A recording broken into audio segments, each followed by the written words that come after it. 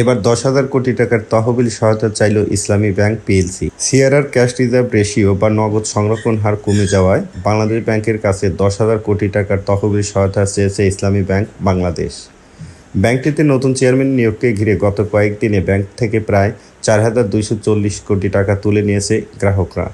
এ ঘটনার পরপরই ব্যাংকটির পক্ষ থেকে এ সহায়তা চাওয়া হয়েছে। আজ মঙ্গলবার ব্যাংকের একজন ঊর্ধ্বতন কর্মকর্তা গণমাধ্যমকে এ তথ্য নিশ্চিত করেছেন। তিনি বলেন, খোরশেদ আলমকে চেয়ারম্যান হিসাবে নিয়োগ দেওয়ার আগে ব্যাংকটির সিআরআর বাংলাদেশ ব্যাংকের নির্ধারিত চাহিদার তুলনায় বেশি ছিল।